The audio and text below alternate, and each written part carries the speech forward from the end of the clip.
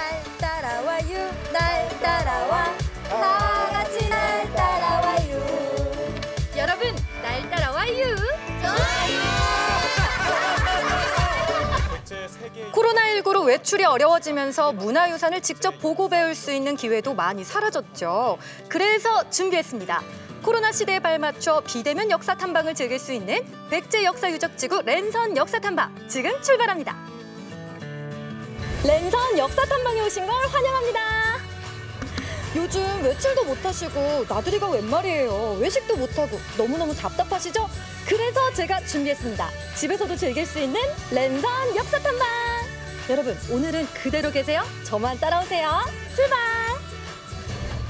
1400년 전 백제의 역사가 살아 숨쉬는 백제의 고도 부여.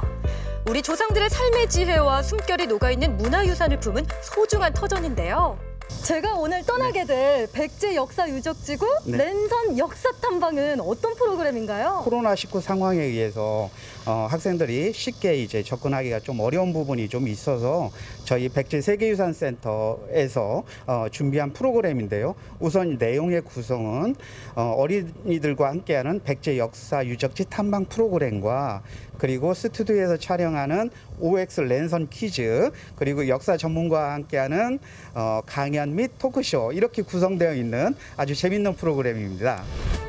백제 역사 유적지구의 유네스코 세계유산 등재 5주년을 맞아 진행된 랜선 역사 탐방. 그 첫 번째 목적지는 백제 도읍의 길목에 자리한 능산리 고분군입니다. 와, 여러 개의 무덤이 있어요, 이곳에. 예, 7기가 있습니다. 사비백제 때 왕의 무덤이라고 추정하는, 그래서 이곳 능산리에 왕릉을 조성한, 그리고 여기가 그래서 능산리 고분군이라고 합니다. 예. 이야, 왕과 왕족들의 무덤이라면 아무데나 있지 않을 것 같고 이 위치가 상당히 중요할 것 같은데요? 참 좋은 질문이거든요. 예. 바로 저쪽에 이제 사비성이 있어요. 가장 사비에 가까운 곳에, 그리고 사비로 들어가는 길목에 왕과 왕비의 무덤을 조성한 거죠. 근데 무덤을 보면 그 안에서 많은 유물들이 나오기도 하잖아요. 이 능산리 고분군에서도 많이 나왔나요? 죽은 자의 무덤 속에서 금실이라든지 금동 제품이라든지 이런 게 나왔거든요. 아니면 금못, 금박을 입힌 못, 이런 것들이 나왔어요. 그런 문화재를 봐서도 아마도 여기가 왕릉 아닐까라고 추정한 근거라고 할 수 있습니다. 능산리 고분군을 지나 다음으로 향한 곳은 한반도 고대 삼국 중 최초로 축조된 외곽 방어시설 나성을 찾았습니다. 굉장히 긴 돌벽이 있어요. 예, 그러니까 이 나성은 사비 전체를 방어하기 위해서 바깥에 둘은 외곽이라고 할 수 있는데, 보시다시피 흙으로 쌓은 토성이거든요. 네. 아니 근데 이런 지역을 보호해주는 그런 외곽들은 다른 지역에도 많은데 이 나성이 유독 그렇게 의미와 가치가 있는 건 왜일까요? 그렇죠. 이제 우리가 모르는 어떤 그런 고고학적 가치가 있는데, 가장 오래된 동아시아에서 역시 그런 오래됐고 잘 보존이 돼 있어서 그래서 세계유산에 등재가 될 수 있었습니다. 예. 이야, 정말 자랑스럽고 대단한 문화재네요. 그렇죠. 예. 나성뿐만 아니라 부여에는 더 대단한 것이 또 있습니다. 또요? 예. 그럼 빨리 가볼까요? 가볼까요? 부여 정림사지는 백제 사찰을 대표할 수 있는 가장 중요한 유적지 중 하나인데요.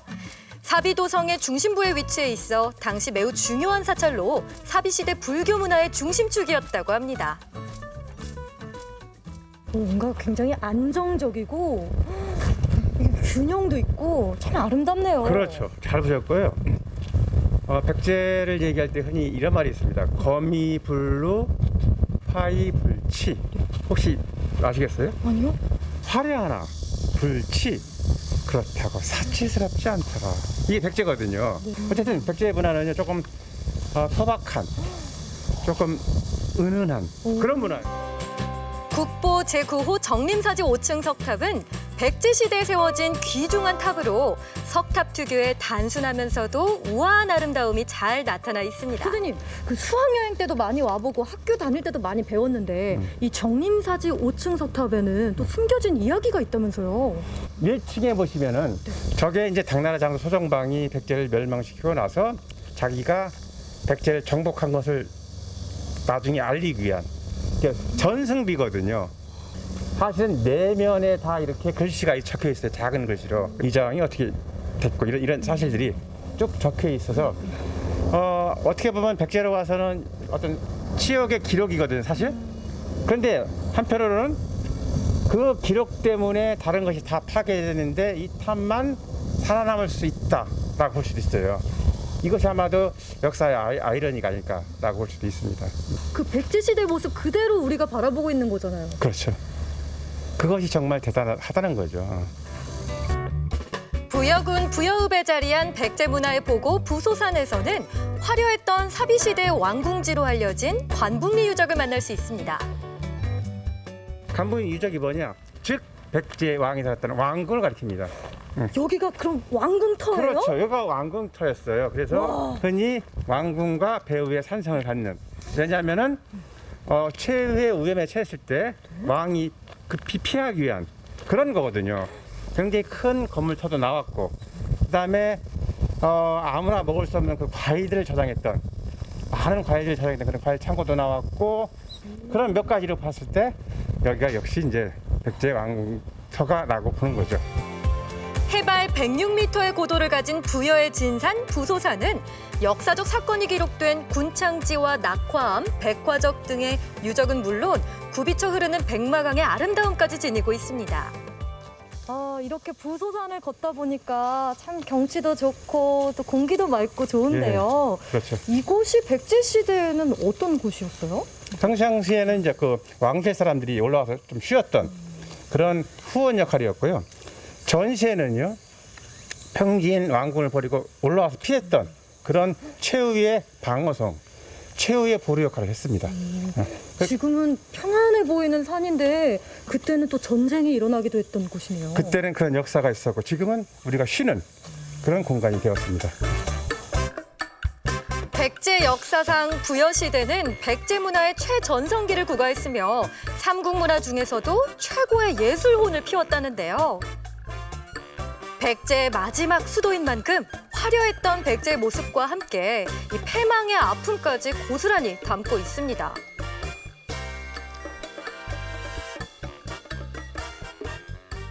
여기서 얼마나 많은 백제 시대 백성들이 스스로 물에 뛰어든 건가요? 우리가 흔히 삼천궁녀라고 하는데 그때 삼천은 3,000명이 아니죠?